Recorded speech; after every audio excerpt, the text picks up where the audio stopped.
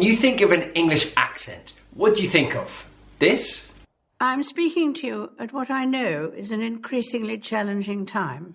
Ah, the Queen's English, spoken by pretty much just the Queen. Okay, how about this? Oh, what, ladies and gents? Dick Van Dyke, Hollywood's version of a London Cockney accent. To be honest, it's as authentic as a £9 note. See, when I think of an English accent, I think of this. Notice that I said Toronto and not Toronto. Alright, I've got 3 pronunciation features of the Australian accent to share. So we don't say father, mother, we say father, mother, sister. You might know that India is a multilingual, multicultural country. With a Jersey accent from the north, we don't say ah, it becomes more or. English is spoken by roughly 1.3 billion people, the majority of which are non-native speakers. Linguist David Crystal estimates that the ratio is roughly 3-to-1. English doesn't just belong to the Queen, it belongs to anyone that speaks it. Now, accents are a wonderful part of language and they can vary so much. Someone's accent can depend on where they're from,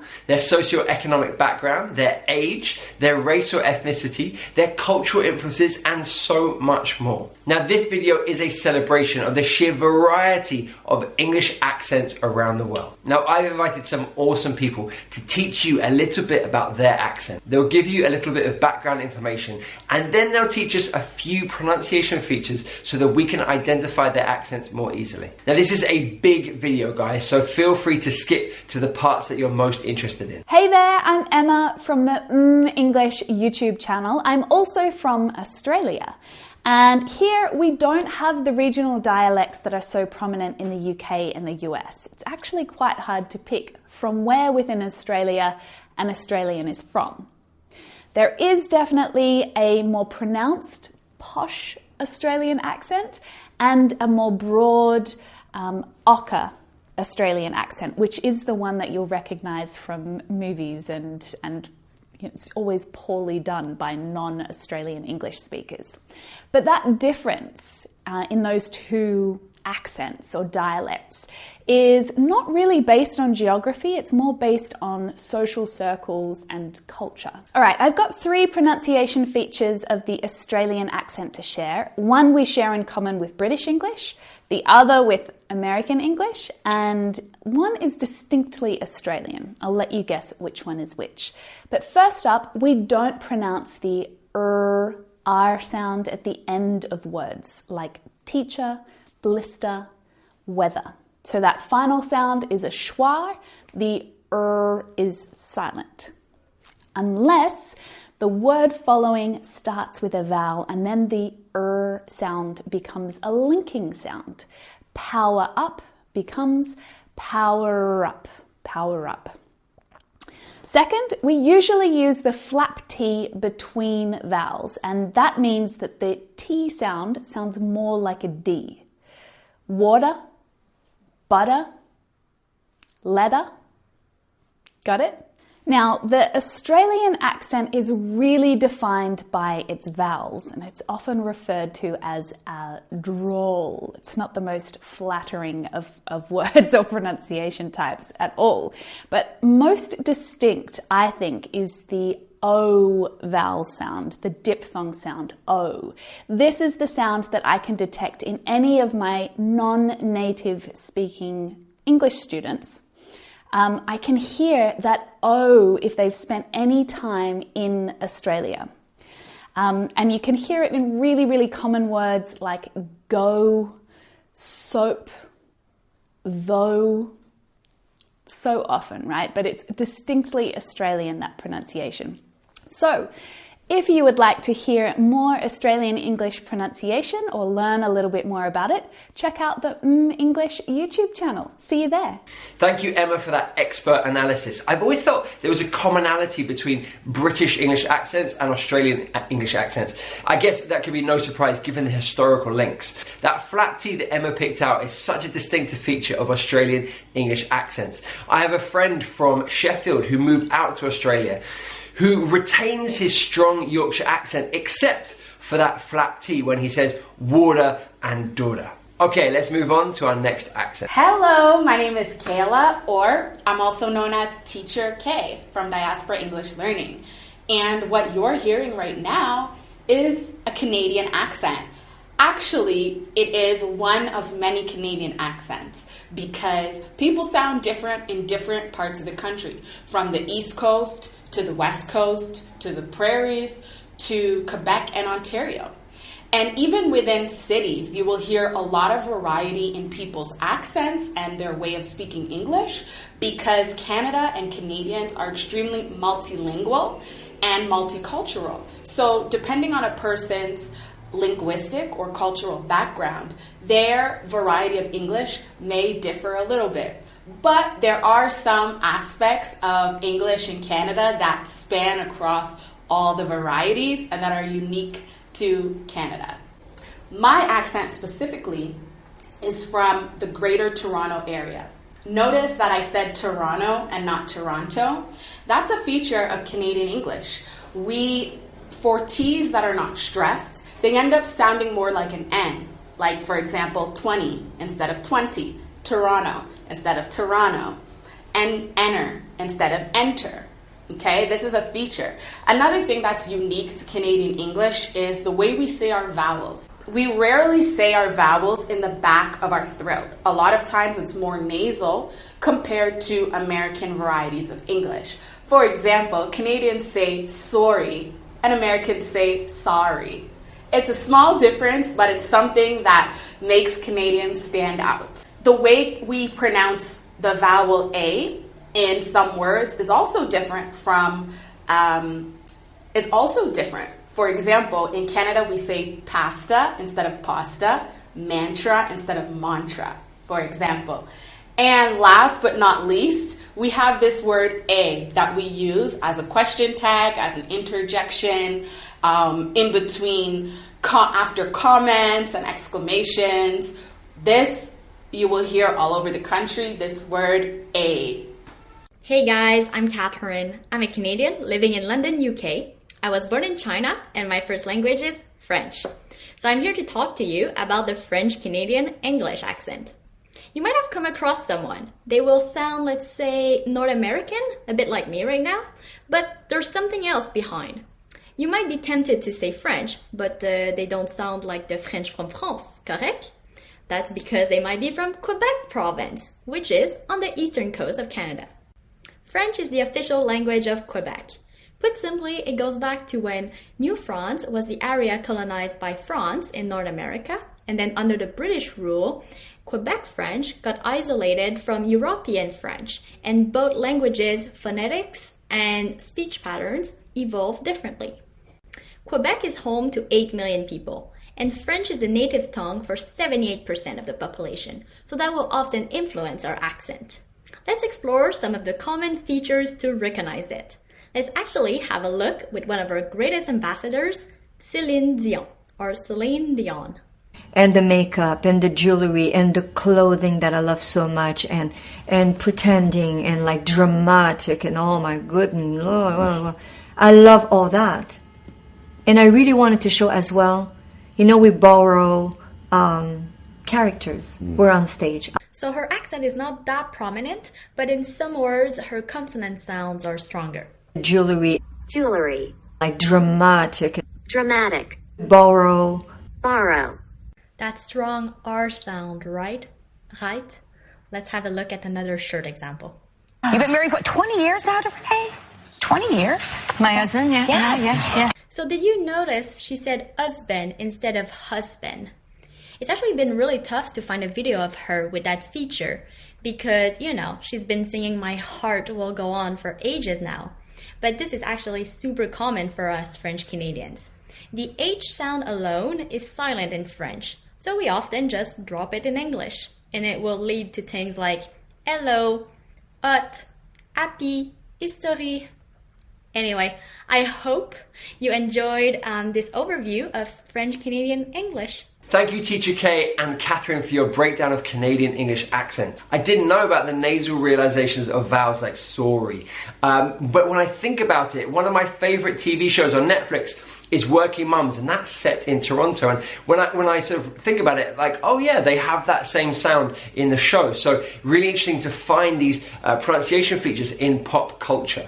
And Catherine's analysis of how French has influenced the English in Quebec was fascinating. That dropped H is actually so common in British English accents as well. We've got it in Mancunian, Cockney and Brummie. Okay, let's get to the Irish accent. So, I'm Diane and I'm going to talk to you about the Irish accent. Well, okay, no, that's kind of wrong right out the gates. There is no one Irish accent. In fact, Ireland has the most accents per capita of anywhere in the world. From one side of the city to the other, you'll find two completely different accents. Take Dublin, for example. I have a South Dublin accent because I'm from the south side of Dublin. On the north side of Dublin, you'll find people have a much thicker accent. For example, Colin Farrell is from the north side of Dublin and his accent is just a wee bit thicker. And who gets into hell and all that? The Irish accent is more commonly referred to as a brogue, and it's probably the accent people most complain about people getting wrong in films. I'm going to say that's because they attempt to do an Irish accent and they don't pick a specific place. If they were, a good place to start might be one of the four provinces: Leinster, Ulster, Munster and Connacht. Now, each of those provinces have hundreds of different accents among them, but they share commonalities within them. For example, take your classic Northern Irish Belfast accent. While I, from the capital city, might say cow, now, how, in Northern Ireland they use a much smaller mouth and they go cow, now, hi. But say you fly across to the west of Ireland, you will find Cork, which has a completely different accent altogether. Very sing-songy, very charming. What I'm getting at is we all sound completely different wherever you are, but there are a few things we have in common. Let's go back to the words YouTube. Word. Is that one word or two words? It's a hyphenate. No, it's not. So while I'm aware the correct pronunciation of YouTube is YouTube, in Ireland we say tube. Tube. The biggest thing you'll notice about Irish people is that we often get rid of our THs. For example, the word three. You might hear us say tree. Some of us actually are saying the TH, but we're saying it so quickly and lightly that you can barely hear it. 1, 2, 3. We like to drop the ends of words. We're quite lazy. Walking, talking, thinking. And then there's the letter or. We say or very pronounced. Or R, depending on where you are in the world. R. Butter. When it comes to vowels, we tend to soften those. So while maybe you should say, how are you? I would just say, how are you? And of course, we are accused frequently of speaking very fast, but that's a matter of opinion. I think it's just because we have a lot of slang terms that people outside of Ireland might not be familiar with. And of course, I couldn't do this video without mentioning the word potato. Yeah, potato. And that's the Irish accent. If you want to know more about slang terms and Irish accents and all things Irish, check out my YouTube channel, Diane Jennings. Bye. Cheers, Diane, for that whirlwind tour of Irish accents. What I find most fascinating is that even in a relatively small city like Dublin, you can have two completely different accents. That's not just based on a class divide, but also on a geographical divide like the River Liffey. Fascinating. Right, let's head across the other side of the world to Singapore. Hello everyone, my name is Trav Neo. I am a Singaporean Chinese actor and yoga teacher based in London. So I'm here to talk to you about the Singaporean accent today, leaving aside what Singlish is, which is a whole new different topic. So the Singaporean accent, we tend to extend the last vowel of the words that we are saying in a sentence, and we tend to put pauses in between a lot of different words for no reason, because it's just how the way we speak. I think it has a lot of influence from Chinese and how it's like, and maybe sometimes when we are speaking, some of us are translating from Chinese to English in our head, so creating a lot of random pauses here and there. That's how we speak. And also we don't really have THs in our English, so we don't say father, mother, we say father, mother, sister. Yeah, and I mean, there are many different types of Singaporean accent anyways, so sometimes some people would sound a little bit more American if they want to seem like they've went to a really nice posh school with American teachers, or you know, sometimes they have a little bit of Malay accent or Indian accent or Chinese accent influenced in the way they speak. So if you have any questions, please feel free to shoot me a message on Instagram, and my handle is @TravNeo. I'll talk to you again soon. Bye bye. Thanks, Trev, for an excellent summary of Singaporean English. It's such a multicultural place and each community seems to leave its own mark on the accent. Okay, let's continue east to New Zealand. Hey, Eat, Sleep, Dream English fans. This is Rosie from the YouTube channel Not Even French. I make videos about the French culture and also the Kiwi culture or the New Zealand culture as well. So, a little bit about the New Zealand accent. Couple of fun facts. So, I think a lot of people would say that the Australian accents and New Zealand accents sound very similar, but we can definitely tell the difference, kind of like Canadians and Americans. To us, the Australian accent sounds a lot stronger, a bit more drawly, and you can definitely tell the difference when they say words like good or cool. They really tend to drag out the O's a little bit. I think they tease New Zealanders a little bit about our accent because our vowels are a bit strange. So if you say, for example, red, like the color, so not blue but red, and a pen, as in what you write with, and you ask your friend, hey, can I borrow your red pen? To a lot of people that would sound like a red pin, you know, something you put in the wall to pin a poster up or something like that. So red pin, fish and chips. So red pen is a classic. Another one that we get relentlessly teased about is when we say deck, as in, you know, the wood outside, you know, your house where you have a table and a barbecue. We would say, hey, do you want to go outside on the deck? Or how's your new deck coming along? And of course that sounds a little bit like D-I-C-K. So I think, you know, our E's sound like I's, and sometimes our I's can sound like U's. For example, fish and chips. I really feel like fish and chips tonight. Sounds a little bit like chops. I think as well something that's interesting about the New Zealand accent is that it's pretty standard across the entire nation. It's not like, you know, in Ireland, for example, whether if you're in Cork or Limerick, you have completely different accents, right? In New Zealand, we have a very standard New Zealand accent. The only sort of tweaks to that may be in the South Island in some pockets. There's an R sound that almost rolls at the R, but that would be quite hard for even a New Zealander to pick up on. And then the other influence would be very rural New Zealand, sometimes in the farming community. The accent somehow seems a little bit stronger. It's almost verging on an Australian accent from the city. So a lighter Australian accent may be a kind of stronger New Zealand accent, a bit, I would call it like a blokey accent. Another influence, of course, on the New Zealand accent is Te Reo Māori, which is the Māori language from our Indigenous people here in New Zealand, and that culture has influenced the way we speak every day as well. So for example, they use the words cuz and bro.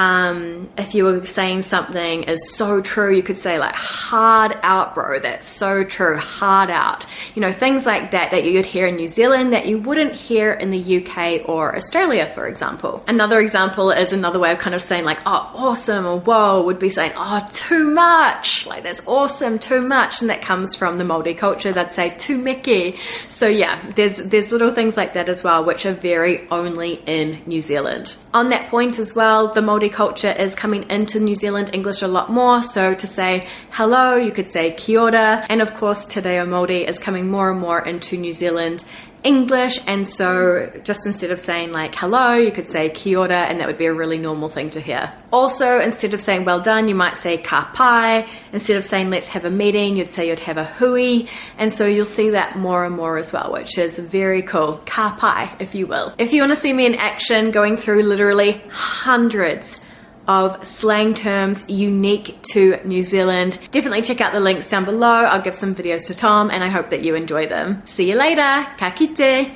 Cheers, Rosie. Great stuff. Now, she's absolutely right. Those vowel sounds in the New Zealand accent have always been the most distinctive to me. Fish and chips. It's my terrible version of the accent. Now, I personally love this accent. It's so fantastic. One of my favourite films, Hunt for the Wilder People, is set in New Zealand, and it displays the Kiwi accent perfectly. I really recommend that if you're interested in this accent and you want to hear it more, check that film out. Apparently he's a bit of a handful, real bad egg. I mean, if you look in his file, you'll see that for yourself. We're talking disobedience, stealing, spitting, running away, throwing rocks, kicking stuff, defacing stuff, burning stuff, loitering and graffitiing. And that's just the stuff we know about. Anyway, onwards to India. My name is Deepika and I'm an English teacher from India.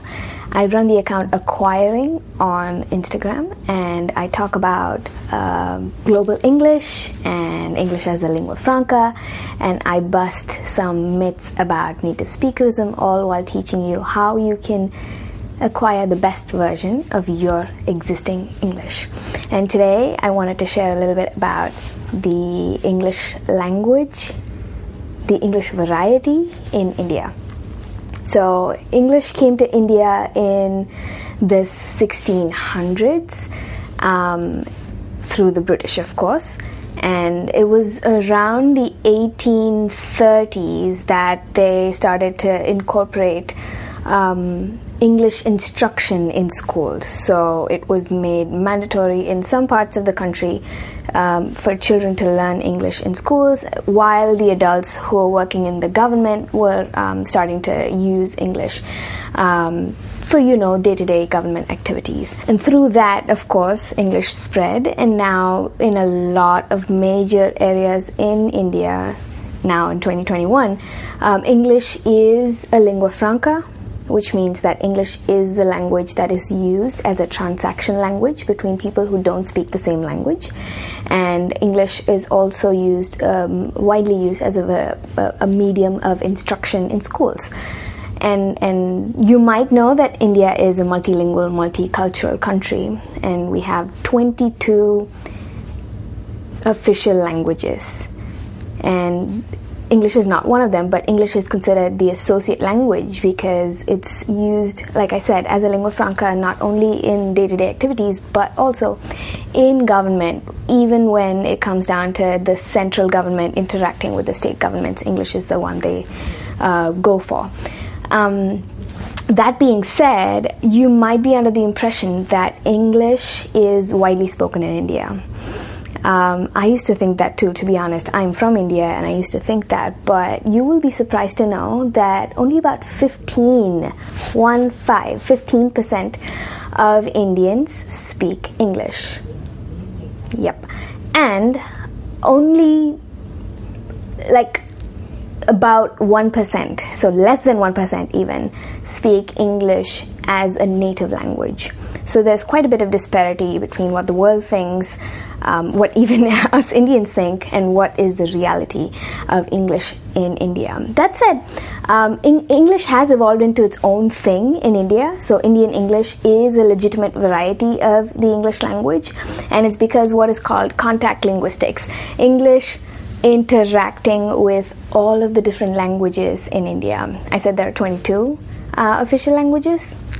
There's about 700 actual languages in the country, and so English interacts with many of them and forms these little quirks, these intricacies and nuances of its own kind. So Indian English is its own thing, and I thought I'd share a couple of different things about what makes Indian English unique. And if you see someone out in the wild speaking English, I'll give you a couple of things that you can look out for to say if that person is speaking Indian English. So one of them is, let's start with vowels, right? One of them is how Indians say some of the diphthongs. So diphthongs are double sound vowels, and I'm thinking of words like don't, right?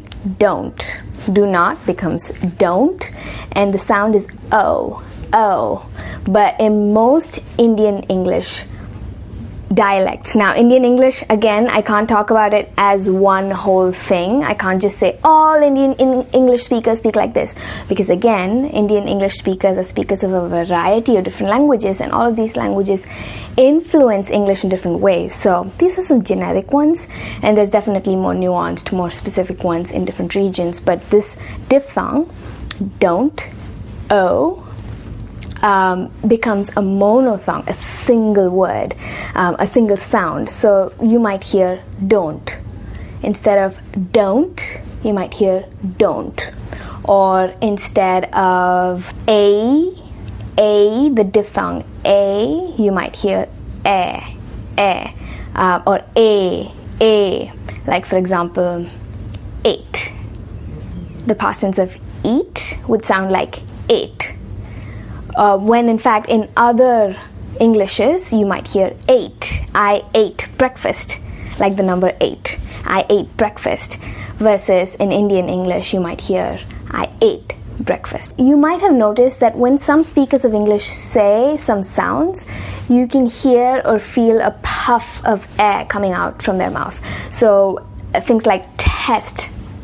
I'm taking a test. Take a test. Test. Can you feel the t? So in a lot of Indian English varieties or a lot of Indian English speakers, they don't make that puff of air. In Indian English, in a lot of varieties of Indian English, you might hear test versus test. Test, test, test, test. So you'll feel the difference in the puff of air. It's missing in a lot of Indian English varieties. Same with the sound with P. So if I think of pest, right? Test, pest. Again, pest, you might hear pest, pest, pest, pest. These are just the tip of the iceberg, as they say. There are a lot of things influencing what kind of English people speak in India. What language you grew up speaking at home, what language was spoken around you in the city or the town or the village you grew up in, what language was taught to you in school, whether you learn English in school or not. There's a lot of not just linguistics but also politics and social class at play that determine how good your English is or what variety of Indian English you speak. So hopefully that's a good summary of the Indian variety of the English language. It's important for us to know that English is not one big mass, right? English is not a monolith. English is fluid, as all languages are, but English especially is fluid and it's constantly evolving, and it's used by so many people that English has as many varieties as there are speakers of English, I would argue, right? And so for us as English learners and English users, it's important for us to know that English needs to be seen as that, not as a monolith, but as something that's constantly evolving, something that needs to be used as something to unite us rather than to divide us. So English as a lingua franca or global English is the new norm, or should be the new norm. Hopefully that helps. Enjoy your English learning journey. Thank you, Deepika, for dropping so much knowledge on us. Wow. I found what she said about contact linguistics fascinating. How 700 languages in India interact with English to create their own little versions. Fascinating stuff. I guess that's much like in Singapore and in other parts of the world too. Okay, let's continue our tour of English accents by going stateside. Hey everybody, my name is Teacher Will. I am from the United States of America. I grew up in a state called New Jersey. Now, within New Jersey, we have many different accents. I spent most of my life in a town called Morristown, so if you watch my content, you sometimes will hear me speak with a North Jersey accent. Now, characteristics of a North Jersey accent. For example, ah. With a Jersey accent from the north, we don't say ah, it becomes more or. So, for example, more, thought, coffee, often. And notice with the often, we pronounce the T. Another example of a Northern Jersey accent, we sometimes pronounce the R at the end of our words. As an example, care, player, where you going? Do you care about me? Those are characteristics that you might hear with respect to a North Jersey accent. At the end of the day, here's what I want you to remember. Accents are the distinctive way in which you speak, and you will hear different accents around the world. Why? Because English is a global international language. Are accents important? Sure. But what's more important to me is clarity, pronunciation, enunciation, and intonation. Why do I say that? Because at the end of the day, regardless of your accent, if you're not clear and you don't pronounce words, it doesn't matter what accent you have, people won't understand you. So if you care and you want to, feel free to follow me on ask_Teacher Will. Hey everyone, how's it going? I'm Leon. I'm a Los Angeles native speaker. I'm going to be talking about Los Angeles accent because that's where I'm from. Of course, there are 30 major dialects in the United States. And Cali, Cali representing, you know what I mean, repping. We really don't pronounce the T's. T's are silent. So other states pronounce the T's. They're both correct. So, for example, mountain, we say mountain. Or tent, we say tent. Or that, we say that. Or thought, we say thought. So this is pretty much in general. Of course, there's a regular accent in Cali or LA. Then there's a surfer accent. Then there's a Cholo, Chicano, or Latino gangsta accent. Again, these are all natives. Then you have the Valley Girl or Valley accent, which is kind of like a 1980s, that's pretty much outdated. Nobody really talks like that. You may find one or two people, but that's pretty rare. Then there's a Rapster or Black African American gangster accent. This is pretty much a brief general Los Angeles accent. I'm sure there's others, but this kind of gives you an idea in the general. As far as finding me, you can find me at, or my 411 handle is English Teacher Leon. I'm on Instagram, so you can find me there. Hopefully you like this, so see y'all later. Ciao. Hi, I'm Tanya Suarez, and I'm an American Business English coach. And I'm here to tell you a couple of features of the American English accent. Okay, so my favorite thing to work on that I teach all the time are connected speech patterns. And there are a lot of different categories, but I'm going to teach you a few today that will help you not only recognize the American accent, but also speak American English in a way that's a lot more natural and fluid. Okay, so the first thing is linking and blending. I love these.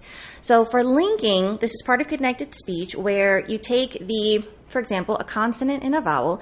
If a word ends in a consonant and the next word begins with a vowel, you link the sound. I'll be honest, this basically means like you don't really pause in between them, but then there's also a rhythm that links it. For example, we need to pitch it to the client tomorrow. So we have pitch that ends in ch, the ch sound, and it that starts with the I vowel sound. So instead of we need to pitch it, you're not going to finish that air at the end of pitch. You're going to connect the ch to the I, chit. So we need to pitch it to the client tomorrow. So this is where an entire pause is reduced, and it also changes your intonation because you're linking it. So instead of just pitch, it's pitch it. Another example would be, how are you feeling about the merger? So how are, which this is great, for example, how are you? So how are, we end how with the w consonant sound, and then we start it with r with the a vowel sound, so you know that you can link it. So how are, war. Instead of how are you feeling? How are you feeling about the merger? So these are moments where linking really helps you feel like your English is smoother if you're learning the American accent, and if not, it helps you at least with comprehension and with your listening. Thank you so much for being interested in the American accent, and I hope that these tips help you feel more confident and comfortable with Americans. Thank you, Teacher Will, Leon and Tanya, for your great insights into American English accents. And as they said, there are so many American English accents, we couldn't possibly do them all justice here. So perhaps, if you're up for it, we should do a part 2. Hello, my name is Chloe and I am from South Africa, and I'm going to be talking to you today a little bit about the South African accent. So there's a couple of points of context that I have to give before I can talk about any examples of features from the South African accent. And the first thing is that South Africa is a country with a complex history, a lot of different kinds of people, and 11 official languages official, and many more are spoken. So it is a very rich area linguistically. And what it means is that to say someone has a South African accent, you're really only referring to one kind of thing. The same way if you said someone has an American accent, well, which kind? From which state? Are they from Boston? Are they from the South? The same way in England, if you say they have a British accent or an English accent, where are they from? Are they from the North? Are they from the South? And it's very much the same in South Africa, except that there are a couple more variables, I would say. There are a lot of different kinds of accents in South Africa that range depending on race, on class, on geographical location, on culture, and so many other different things. And what comes along with that is, due to South Africa's difficult history, the effects of that leak into every aspect of life in South Africa, and language is no exception. So certain accents in South Africa are held in more prestige and are viewed as being more formal or just better in general, whereas certain other aspects are associated with all kinds of terrible things, lower intelligence, all kinds of terrible things. And obviously, generally, it is the white dialects that are seen with prestige, very generally speaking. And those are just important factors to take into account when we're talking about the South African accent. So when you're studying linguistics, generally you deal with the general South African English accent. That's what it's called, Gen SAE, Gen SAE, as I say, I don't know. And so let's talk about a couple of features. One very important feature that comes up a lot is the schwa vowel. So that is the sound. We use it in place of the rhotic R at the end of a word, like in shorter, father, butter. We would say shorter, father, butter. And that sound at the end is the schwa. It also comes up in kind of all over the place. It's a very noticeable feature of the South African accent. Oh, by the way, I get told every day, all day long, that I have a weird accent for a South African. There's not a day I don't have to explain to someone where I'm from. No, where are you really from? No, where are your grandparents from? I have a bit of a atypical accent, probably because I'm a neurodivergent person with a neurodivergent accent. So please don't base your knowledge or assumptions on the accent on me. Moving on to another feature, which is monophthongization. I don't think I'm saying that right, but it is turning diphthongs into monophthongs. Once again, this is only an example of a feature that could come up in certain dialects, in certain accents in South Africa. So an example of that would be like in the word pie, there is a diphthong where you slide from I, you feel the vowel move, whereas in certain South African dialects you would just say pa. I'd like a pa. There's two for you right in there. Another feature, and this is related to, the existence of so many different accents and people groups and stuff like that in South Africa. So something related to that is if you were to ask a isiXhosa speaking person to pronounce the words bed, bird, and bad, they would say all three words the same way, bed, bed, and bed. And the reason for that is that in the isiXhosa language, and I think quite a few others in South Africa, there are only 5 vowels that are used, and they're all short vowels, a, e, I, o, u, and so they don't use long vowels or, I believe, diphthongs or anything like that. And the unfortunate side effect of that is that, once again, certain accents are looked down upon in South Africa, and that is something that someone might be made fun of or have assumptions made about them. And this is just a reminder that just because someone doesn't say a word the same way that you do doesn't mean that they are less intelligent or that their words are worthless. So yeah, thank you for listening. I hope that I've taught you something, or that you found something interesting, or that I made you curious to find out a little bit more. Anyway, have a nice day. Thank you so much, Chloe, for your analysis of South African English. Now, I was really interested to hear her speak about the social factors that play into accents and how some accents can be perceived positively or negatively. It's a sad reality that we have to acknowledge, and it's certainly true in British English accents, where some accents have higher status and some are perceived to have lower status. But I guess that's a video for another time, which we can explore in greater depth. Hi everyone, David here from speaklikedavid.com, and I'm going to be answering the question, where's your accent from? It's kind of complicated because I'm actually not a native English speaker, so I can't just say, oh, it's American or British, or it's from this particular town or part of countries like that. I'm actually Indian. But I was not born in India, I was born and raised in Brunei. That's a tiny country in Southeast Asia. But I don't have an Indian accent, I don't have a Bruneian accent either. And that goes back to how I actually learned English. From a very young age, I was immersed into the English language through TV shows. And I'm talking about shows like Sesame Street, Teenage Mutant Ninja Turtles, Bugs Bunny and the Looney Tunes, Dexter's Laboratory, Johnny Bravo, shows like that.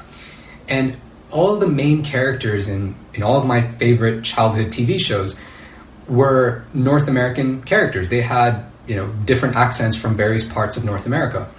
And that ended up being the strongest influence that I had. These were my role models when it came to how to communicate in English. And so I ended up picking up a lot of the way they spoke.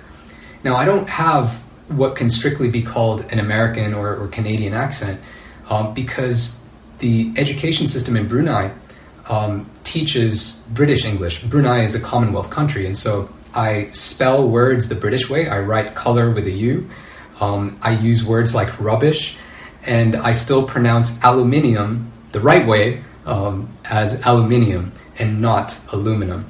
So it's probably most accurate to say that I have an international accent because it is, in fact, the product of a whole range of different influences from across the globe. Thank you, David. I love that we're ending on internationalized English accents because I think they are so rarely talked about in course books and in language classes, but they are so common. When I lived in Hong Kong, I had lots of friends who had a kind of international English accent because they had myriad influences on their English. The TV they watched, the social media they consumed, their parents' mother tongues, their friends, the schools they went to, they had so many influences on their accents that they picked up pronunciation features from different places and had these kind of international accents. Perhaps your accent is like David's and you've collected influences from lots of different places.